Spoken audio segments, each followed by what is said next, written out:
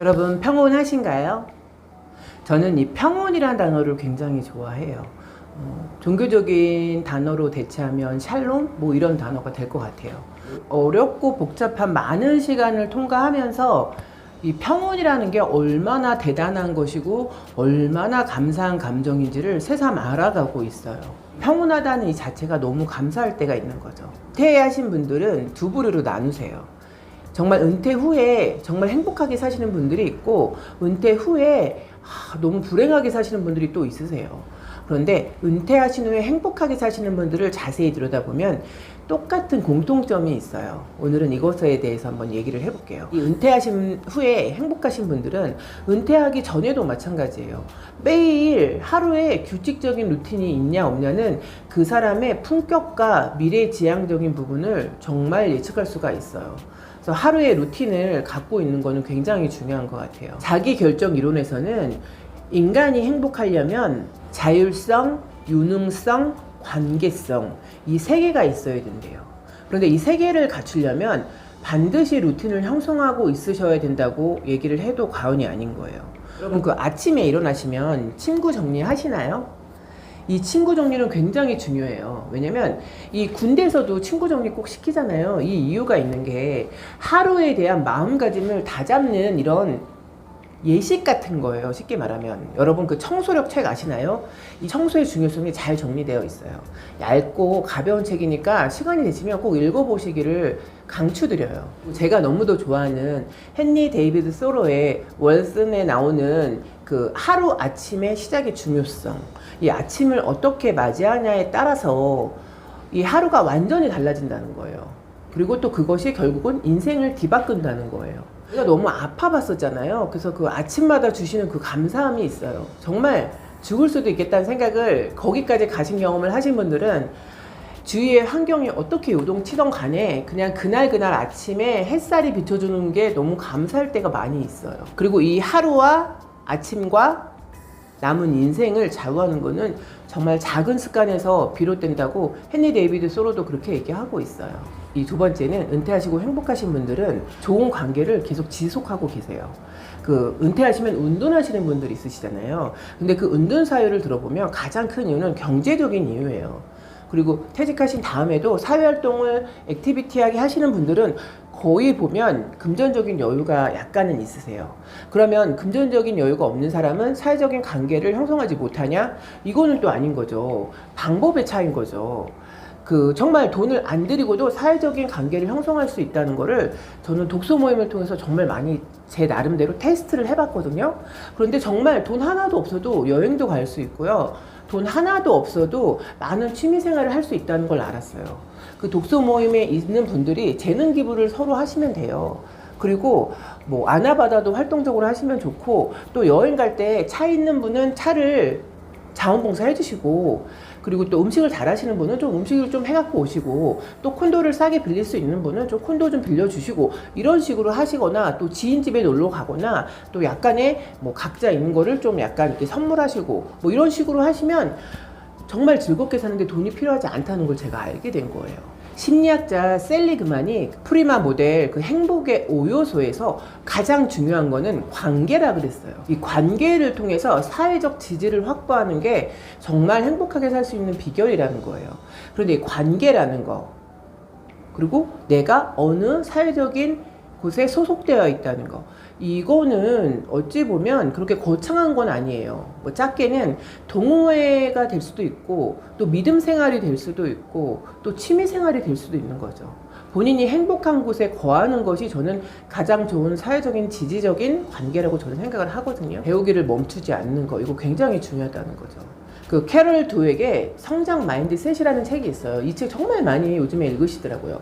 성장하실 수 있으신가요? 성장이란 단어를 되게 싫어하시는 분들이 있어요. 근데 저는 그 성장이란 단어를 좋아하시는 분과 성장이란 단어를 싫어하시는 분은 인생이 정말 갈린다고 생각하는 사람 중에 한 사람이에요. 혹은 성장할 수 있다, 내가 더 좋은 사람이 될 수 있다는 이 믿음이 삶의 질을 정말 다르게 하거든요. 그래서 내가 내 자신을 믿는다는 건 너무너무 중요한 것 같아요. 나는 성장할 수 있다고 믿는 거는 인지적인 유연성에 해당이 되는데, 내가 여전히 나이를 먹었지만 인생의 후반전으로 가고 있지만 나는 점점 발전할 수 있는 사람이다. 이거는 엄청난 자아 정체감을 키워준대요. 그러니까 여러분들도 나의 무의식에 나는 계속 발전하고 성장할 수 있는 사람이야. 이런 자기 암시 하시는 거 돈도 안 들잖아요. 그냥 저 스스로 그런 생각을 하시면서 매일매일 내 마음을 다잡는 거죠. 이거 되게 중요한 것 같아요. 꾸준하게 운동하면 심리적인 회복 탄력성이 생긴다는 거예요. 오늘도 운동을 하고 왔는데 너무 좋아요. 근데 역시나 어르신들이 저의 출석을 체크하고 계세요. 그래서 빠지지 않고 잘 온다고 엄청 오늘도 칭찬을 받았어요. 미국 심리학회에서 운동이 회복 탄력성을 강화시킨다고 이렇게 발표를 했었어요. 그리고 하버드 의대 연구소에서는 이 운동이 최고의 항우울제래요. 그래서 정말 주변에 보시면 우울증 걸리신 분들 많이 있으시잖아요. 이 우울증 걸리신 분들은 햇빛을 많이 쬐고 정말 걷는 운동 많이 하셔야 돼요. 산책이 최고의 운동이래요. 그러니까 정말 조금이라도 우울하신 분들은 일단 집에서 밖으로 나가세요. 그리고 해가 뜨는 시간에 해를 많이 받으세요. 이것만으로도 우울증이 많이 개선이 된다는 거죠. 그리고 저희 나이에 혈관 건강 되게 중요하잖아요. 이 혈관이 얼마나 긴지 얘기는 많이 들으셨죠. 이 혈관이 12만 킬로미터래요. 그래서 이 혈관을 쫙 펼쳐놓으면 지구 2바퀴 반을 돌 수 있는 그런 길이래요. 여러분 고혈압이 30대에도 있는 거 아세요? 왜냐면 이 혈관이 30대부터 늙기 시작한대요. 그런데 저는 개인적으로 제일 지금 관심이 많고 두려워하는 게 치매에 대해서 되게 제가 관심이 많아요. 인구 중에 10명 중에 1명이 치매에 해당이 되신대요. 그 중에 남성이 29%고 여성이 71%래요. 그래서 여성분들은 정말 이 치매에 관심 많이 가지셔야 되는데 저는 왜 치매에 관심이 많냐면 제가 늘상 말씀드리지만 저는 제가 아픈 거는 감수할 수 있고 감당할 수 있을 것 같아요. 그런데 제가 인지 못하는 아픔으로 저희 가족 내지는 가장 중요한 저희 아들이 고생하는 건 저는 너무 싫어요. 그래서 제가 이 치매 같은 거는 정말 걸리면 자식이 고생을 하잖아요. 그래서 저는 이 치매에 대해서 되게 많이 공부를 하고 있어요. 40대, 50대가 약 80% 정도가 치매를 향해서 가고 있대요. 본인들이 인지를 못하는 건데 그래서 40, 50대 때 치매 예방에 관심을 갖는 거 굉장히 중요하대요. 치매를 예방하려면 매개체 운동이 되게 중요한데 손 운동하는 거랑 뇌 운동하는 거랑 신체 운동하는 게 되게 중요하대요. 그래서 제가 개인적으로 이 치매에 관심이 많아서 또 치매에 관련된 어떤 자격증 하나를 땄어요. 근데 치매를 공부하고 나니까 되게 재밌기도 하고 또 약간 두려움이 빠졌어요. 좀 젊을 때 미리미리 준비하면 치매에 걸릴 확률을 확 낮출 수 있구나 또 이런 생각이 든 거죠. 의미 있는 일에 몰두하신 분들 그분들은 정말 행복해 보이세요. 은퇴를 하셨어도 두려움이 없어요. 그런데 제가 며칠 전에 만났던 그 상사분은 손주를 3명을 봐주는데 그냥 봐주시는 게 아니에요. 손주를 잘 봐주시려고 카시노에 그 방통대에서 유아교육을 별도로 공부해서 봐주시는 거예요.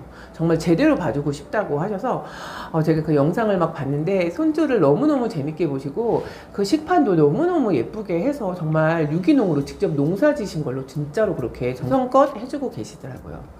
그러면 그렇게 사랑을 듬뿍 받고 자란 애기들이 얼마나 잘 크겠어요.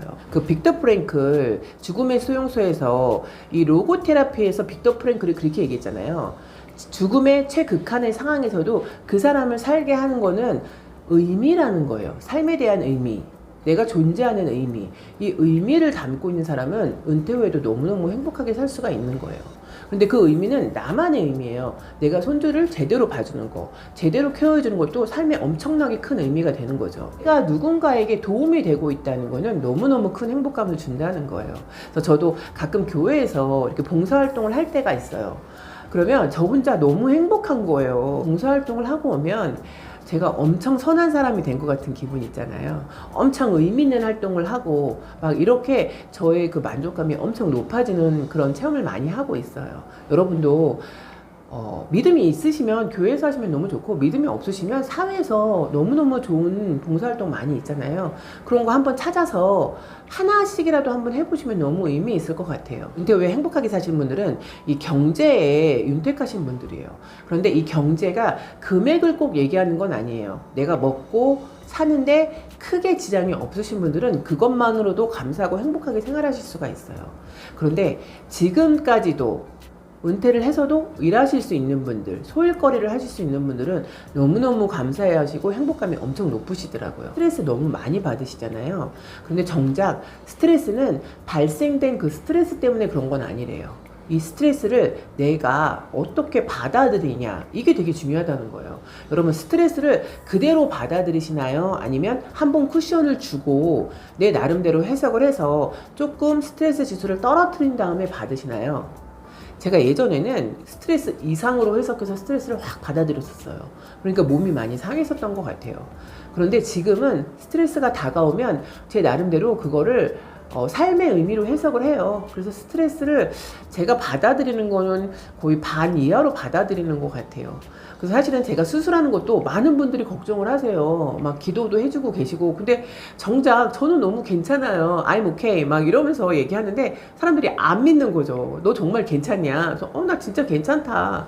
근데 저는 사실 걱정 안 해요. 왜냐면 그 예전에 느끼던 그런 두려움들이 많이 빠졌어요. 여러분, 손주 받으시는 거 어떻게 생각하세요? 저는 개인적으로는 그거 굉장히 중요하다고 생각을 해요.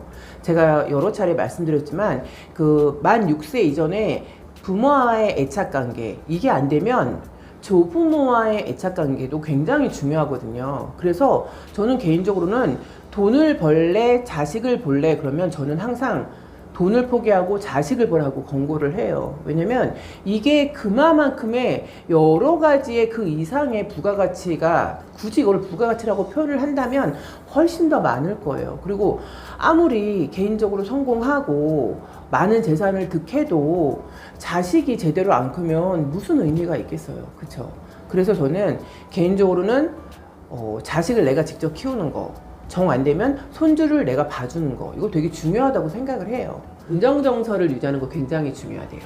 그런데 이 퇴직하시면 아무래도 사회관계도 끊기고 경제적인 것도 조금 어려워지고 하니까 이 긍정정서를 유지하시기가 굉장히 어려워요. 이거는 저희 부모님을 봐도 제가 느낄 수가 있는데, 제가 되게 어려운 시간을 통과할 때 저희 부모님이 저로 인해서 굉장히 낙담을 하신 시간이 길었었어요, 사실은. 그런데 제가 그거를 다 통과하고 제자리를 찾아가는 모습을 보시면서 부모님도 그 행복도와 긍정정서가 같이 높아지시더라고요. 그래서 제가 그거를 보면서 정말 부모님들은 어쩔 수가 없구나. 자식한테 기속된다는 느낌이 들어요. 정서적으로도.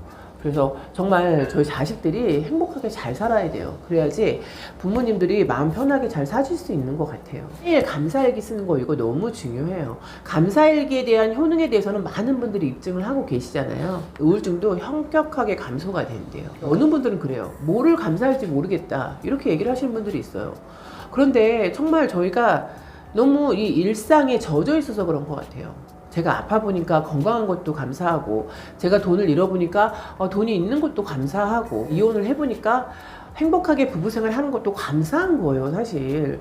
그래서 정말 이 주변에 있는 감사함을 하나씩 세워보면 너무너무 감사할 게 많은 것 같아요. 행복은 사람들이 나는 운이 없어서 이렇게 얘기하시는 분들 많이 있지만 운이 아니라는 거예요. 그래서 돈이 없어서 너무 불행해, 이렇게 얘기하시는 분들도 많이 있으시잖아요. 그런데 돈도 아니라는 거예요. 사실 돈 있는데 불행하시는 분들이 얼마나 많이 있어요. 그래서 결국에는 은퇴 후에 행복을 좌우하는 거는 자율성, 관계, 성장, 회복성, 의미, 스트레스 관리, 감사이래요. 그래서 여러분들도 이 7가지를 잘 관리하셔서 정말 은퇴 후에도 행복한 여정을 쭉 이어가시길 바라겠습니다.